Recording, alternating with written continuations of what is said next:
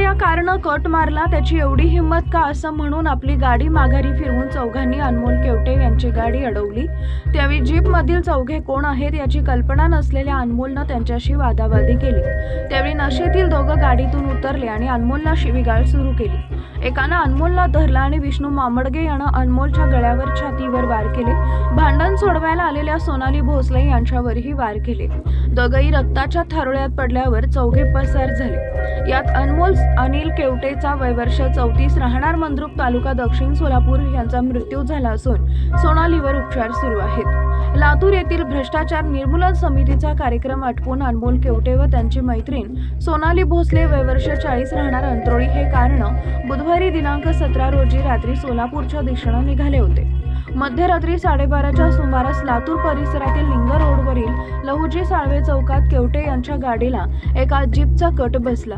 त्यानंतर जीपमधील तरुणांनी कारचा पाठलाग केला आणि ती गाडी आडवी लावून कार थांबवली। त्यावेळी झालेल्या वादात जीपमधील विष्णू मामडगे यानं त्याच्याजवळील चाकूनं अनमोलच्या गळ्यावर, पोटावर, छातीवर वार केले।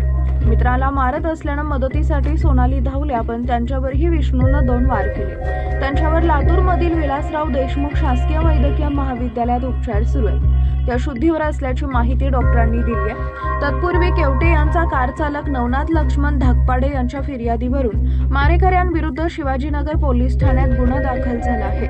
घटनेनंतर पोलिसांनी शुभम जयपाल पतंगे वय वर्ष 24 राहणार संजय नगर बस स्थानक समोर रेणापूर याला अटक केली। न्यायालयानं शुक्रवार दिनांक 19 रोजी त्याला अटक केली। 4 दिवसांची पोलीस कोठडी ठोठावली आहे। पोलिसांनी या गुन्ह्यातील वैभव स्वामी राहणार रेणापूर यालाही अटक केली आहे, पण गुन्ह्यातील मुख्य 2 संशयित आरोपी अद्याप फरार असून त्यांच्या शोधासाठी 5 पथके रवाना झाल्याची माहिती अप्पर पोलीस अधीक्षक मंगेश चव्हाण यांनी दिली आहे।